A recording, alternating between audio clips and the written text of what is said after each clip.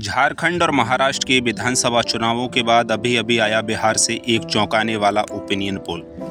क्या है वो ओपिनियन पोल, उसको बताने से पहले आपको बता दें कि बिहार में विधानसभा की 243 सीटें हैं और किसी भी पार्टी को पूर्ण बहुमत की सरकार बनाने के लिए 122 सीटों की ज़रूरत होती है।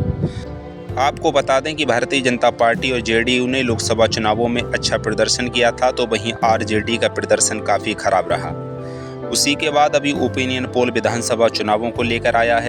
तो क्या है वो ओपिनियन पोल, उसके जिलेवार आपको आंकड़े बताते हैं। तो आइए सबसे पहले हम बात करेंगे बेगूसराय की। बेगूसराय में विधानसभा की कुल 7 सीटें हैं, जिसमें से इंडिया गठबंधन के खाते में 3 सीटें जाने का अनुमान है, तो वहीं एनडीए के खाते में 4 सीटें जाती हुई नजर आ रही हैं। अगर अन्य की बात करें तो अन्य के खाते में बेगूसराय से कोई भी सीट जाने का अनुमान नहीं है। उसके बाद हम बात करेंगे बांका की। बांका में विधानसभा की 5 सीटें हैं। अगर इंडिया गठबंधन की बात करें तो इंडिया गठबंधन के खाते में बांका से 3 सीटें जाने का अनुमान है, तो वहीं एनडीए 2 सीटों के साथ बढ़त बनाता हुआ नजर आ रहा है।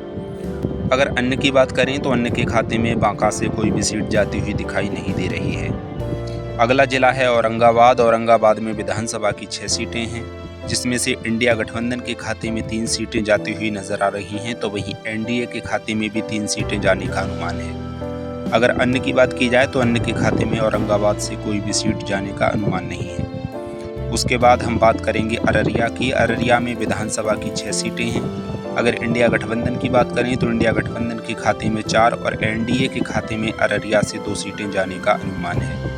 अगर अन्य की बात की जाए तो अन्य के खाते में अररिया से कोई भी सीट जाने का अनुमान नहीं है। उसके बाद हम बात करेंगे गोपालगंज की। गोपालगंज में विधानसभा की 6 सीटें हैं।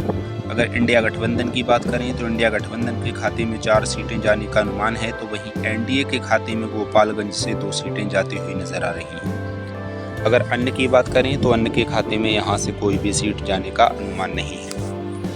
अगला जिला है गया। गया में विधानसभा की कुल 10 सीटें हैं। अगर इंडिया गठबंधन की बात की जाए तो इंडिया गठबंधन के खाते में 5 सीटें जाने का अनुमान है, तो वहीं एनडीए के खाते में भी 5 सीटें जाती हुई नजर आ रही हैं। अगर अन्य की बात करें तो अन्य के खाते में गया से कोई भी सीट जाने का अनुमान नहीं है। उसके बाद हम बात करेंगे दरभंगा की। दरभंगा में विधानसभा की 10 सीटें हैं, जिसमें से इंडिया गठबंधन के खाते में 4 और एनडीए के खाते में 5 सीटें जाने का अनुमान है।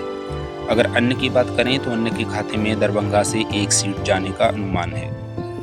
उसके बाद हम बात करेंगे बक्सर की। बक्सर में विधानसभा की 4 सीटें हैं, जिसमें से इंडिया गठबंधन के खाते में महज 1 सीट ही जाने का अनुमान है, तो वहीं एनडीए के खाते में 3 सीटें जाती हुई नजर आ रही हैं। अगर अन्य की बात करें तो अन्य के खाते में यहाँ से कोई भी सीट जाने का अनुमान नहीं है। उसके बाद हम बात करेंगे समस्तीपुर की। समस्तीपुर में विधानसभा की 10 सीटें हैं। अगर इंडिया गठबंधन की बात की जाए तो इंडिया गठबंधन के खाते में 4 और एनडीए के खाते में 6 सीटें जाने का अनुमान है। उसके बाद अगर हम बात करें अन्य दलों की, तो अन्य दलों के खाते में समस्तीपुर से कोई भी सीट जाने का अनुमान नहीं है। अगला जिला है मधुबनी। मधुबनी में विधानसभा की 10 सीटें हैं, जिसमें से इंडिया गठबंधन के खाते में 5 सीटें जाने का अनुमान है, तो वहीं एनडीए के खाते में भी 5 सीटें जाती हुई दिखाई दे रही हैं। अगर अन्य की बात करें तो अन्य के खाते में यहाँ से कोई भी सीट जाने का अनुमान नहीं है। अगला जिला है मुजफ्फरपुर। मुजफ्फरपुर में विधानसभा की कुल 11 सीटें हैं। अगर इंडिया गठबंधन की बात की जाए तो इंडिया गठबंधन के खाते में मुजफ्फरपुर से 5 सीटें जाती हुई दिखाई दे रही हैं, तो वहीं एनडीए के खाते में 6 सीटें जाने का अनुमान है। अगर अन्य की बात करें तो अन्य के खाते में मुजफ्फरपुर से कोई भी सीट जाने का अनुमान नहीं है। अगला जिला है पश्चिमी चंपारण। पश्चिमी चंपारण में विधानसभा की 9 सीटें हैं। अगर इंडिया गठबंधन की बात की जाए तो इंडिया गठबंधन के खाते में 4 और एनडीए के खाते में पश्चिमी चंपारण से 5 सीटें जाने का अनुमान है। अगर अन्य की बात करें तो अन्य के खाते में यहाँ से कोई भी सीट जाने का अनुमान नहीं है। अगला जिला है सारण। सारण में विधानसभा की 10 सीटें हैं।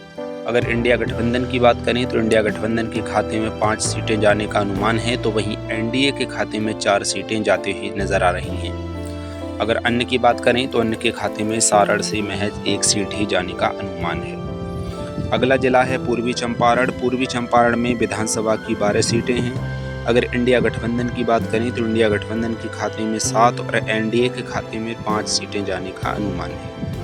अगर अन्य की बात करें तो अन्य के खाते में पूर्वी चंपारण से कोई भी सीट जाती हुई दिखाई नहीं दे रही है। अगला जिला है वैशाली। वैशाली में विधानसभा की 8 सीटें हैं। अगर इंडिया गठबंधन की बात करें तो इंडिया गठबंधन 3 सीटों के साथ बढ़त बनाता हुआ नजर आ रहा है, तो वहीं एनडीए के खाते में भी यहां से 5 सीटें जाने का अनुमान है। वहीं अगर अन्य की बात करें तो अन्य के खाते में यहां से कोई भी सीट जाने का अनुमान नहीं है। अगला जिला है सीतामढ़ी। सीतामढ़ी में विधानसभा की 8 सीटें हैं। अगर इंडिया गठबंधन की बात करें तो इंडिया गठबंधन के खाते में 5 सीटें जाने का अनुमान है, तो वहीं एनडीए के खाते में 3 सीटें जाने का अनुमान है। अगर अन्य की बात करें तो अन्य के खाते में सीतामढ़ी से कोई भी सीट जाने का अनुमान नहीं है। उसके बाद हम बात करेंगे अगले जिले की। अगला जिला है पूर्णिया। पूर्णिया में विधानसभा की 7 सीटें हैं। अगर इंडिया गठबंधन की बात करें तो इंडिया गठबंधन के खाते में पूर्णिया से 3 सीटें जाने का अनुमान है, तो वहीं एनडीए के खाते में 2 सीटें जाती हुई दिखाई दे रही हैं। अगर अन्य की बात करें तो अन्य के खाते में पूर्णिया से 2 सीटें जाती हुई दिखाई दे रही हैं। उसके बाद हम बात करेंगे भोजपुर की। भोजपुर में विधानसभा की 7 सीटें हैं। अगर इंडिया गठबंधन की बात की जाए तो इंडिया गठबंधन के खाते में भोजपुर से 3 सीटें जाने का अनुमान है। वहीं अगर एनडीए की बात करें तो एनडीए के खाते में भोजपुर से 4 सीटें जाने का अनुमान है, तो वहीं अगर अन्य की बात करें तो अन्य के खाते में यहां से कोई भी सीट जाने का अनुमान नहीं है। अगला जिला है कटिहार। कटिहार में विधानसभा की 7 सीटें हैं, जिसमें से इंडिया गठबंधन के खाते में महज 2 सीटें ही जाने का अनुमान है, तो वहीं एनडीए 5 सीटों के साथ बढ़त बनाता हुआ नजर आ रहा है। अगर अन्य की बात करें तो अन्य के खाते में कटिहार से कोई भी सीट जाने का अनुमान नहीं है।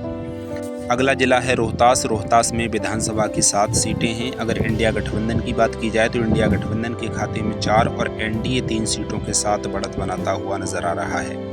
अगर अन्य की बात करें तो अन्य के खाते में रोहतास से कोई भी सीट जाती हुई दिखाई नहीं दे रही है।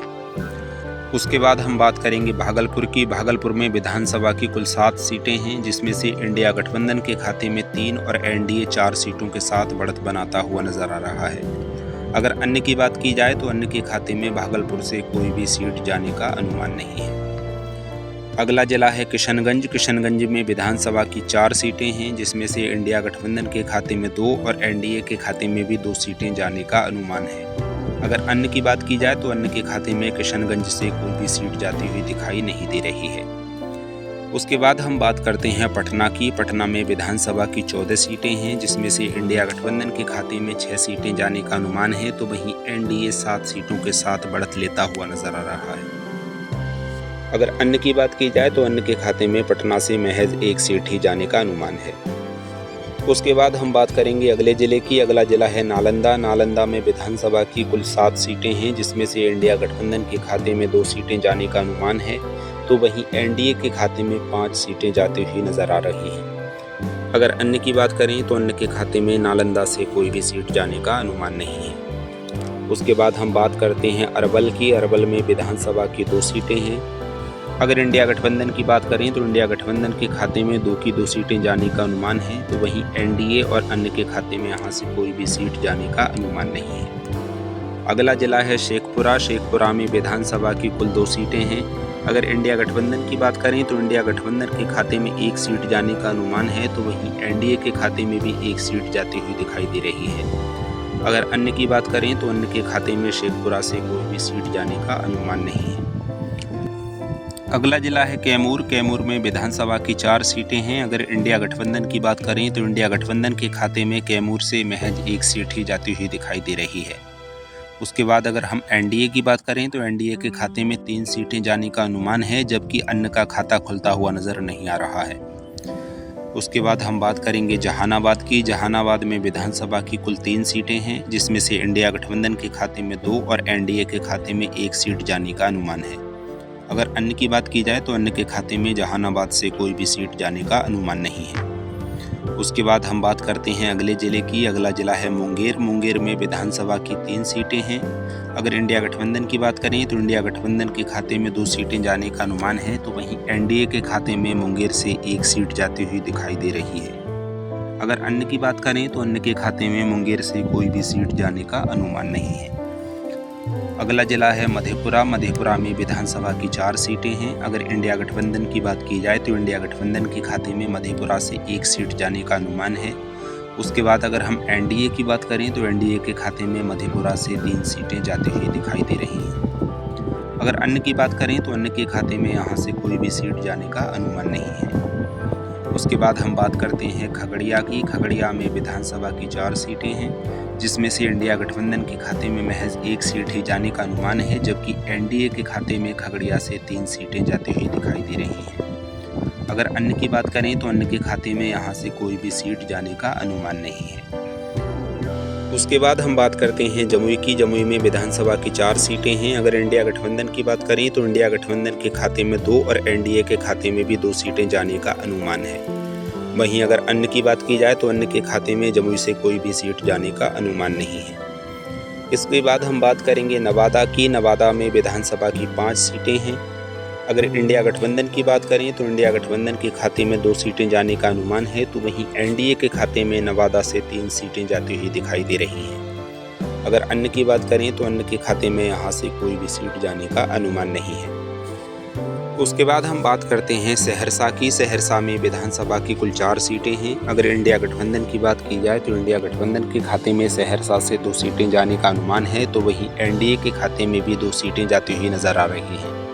अगर अन्य की बात करें तो अन्य के खाते में सहरसा से कोई भी सीट जाने का अनुमान नहीं है। उसके बाद हम बात करेंगे सिवान की। सिवान में विधानसभा की 8 सीटें हैं। अगर इंडिया गठबंधन की बात की जाए तो इंडिया गठबंधन के खाते में सिवान से 3 सीटें जाने का अनुमान है, तो वहीं एनडीए के खाते में सिवान से 5 सीटें जाती हुई नजर आ रही हैं। अगर अन्य की बात करें तो अन्य के खाते में यहाँ से कोई भी सीट जाने का अनुमान नहीं है।